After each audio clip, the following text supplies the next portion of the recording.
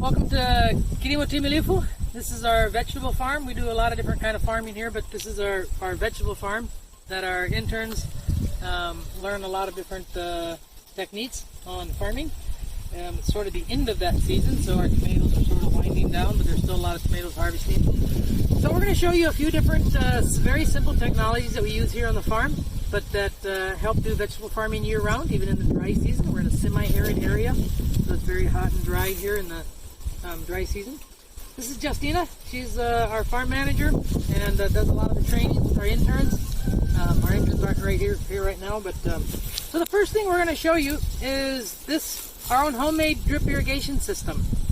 And this is very simple. Just a bucket with a tap on it and connected to hoses, and then the hoses go into conduit piping. The cheapest pipe you can buy to put to run water through is the conduits, the plastic conduits you buy at an electrical supply store. And they're stiff, so we use that. When we teach people how to make the drip irrigation system from this, you just take a nail and heat it up and poke a hole in it where you want your plant to get water. And then we tie a piece of rubber around it, okay? And then we take a pin and prick it. So when we turn it on, and I'll go ahead and turn the system on now, and then you should be able to see some drips coming out. And there you can see now it's starting to drip. And we can control the rate of the drip by how high we raise the bucket or how low we put the bucket down, depending on how much water we want.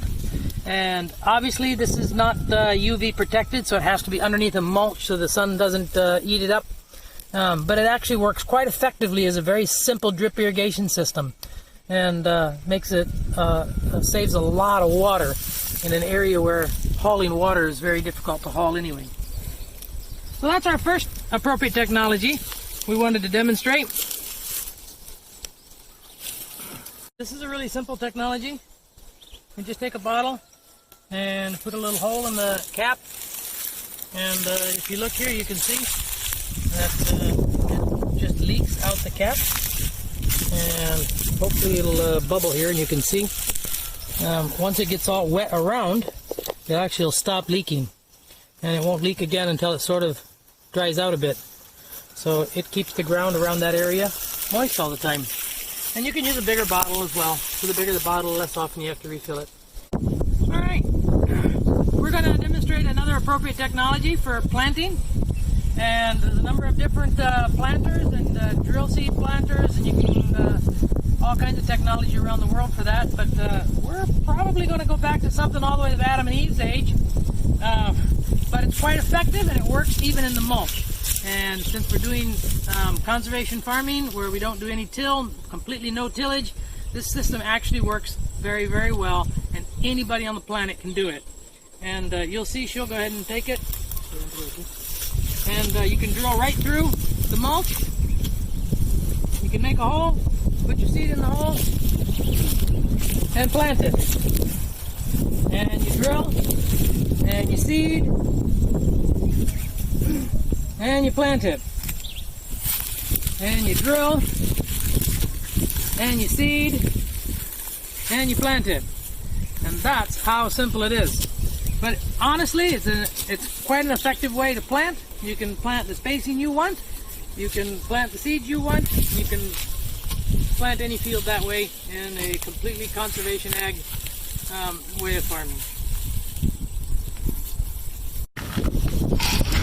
Alright, so this is another planter that we got from South Africa, actually Lesotho, designed by August Passan and developed down there on growing nations, and it was Kumatu. So you can see as it goes, it stabs.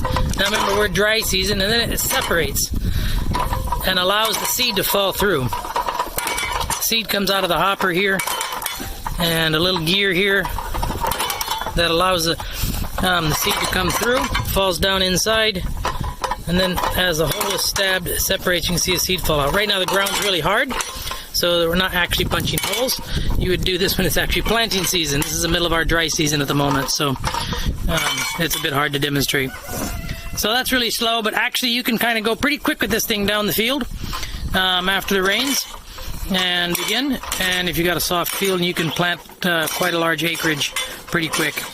This is a pump we're demonstrating here, made by a company called Kickstart.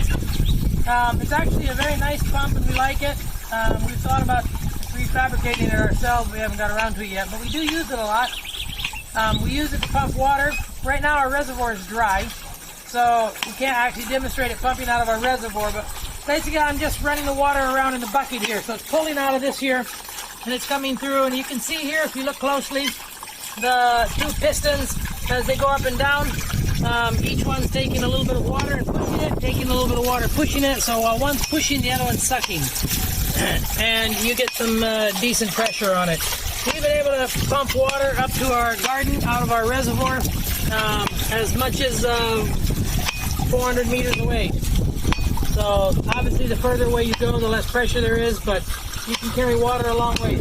So it's been very helpful. We're going to demonstrate another appropriate technology. It's not using steel or anything, but it's very appropriate, and it is a technology. This, as you can see, is a pigeon pea plant, and it's the end of the harvest, so most of our pigeon peas are gone, as you can see. But we use pigeon pea a lot to restore the soil, and it's good for nitrogen fixing, of course, and so forth. But what we've done here is dug up the roots, so you can see how deep these roots go down, and you can see the taproot goes way down deep there. And basically what we call this is the poor man's ripper. So that's a good 2-3 feet down in the ground there, that taproot goes.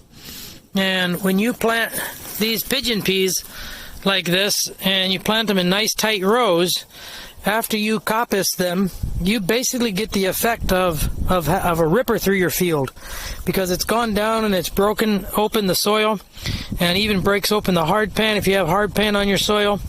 So we use the pigeon pea to help restore soil structure.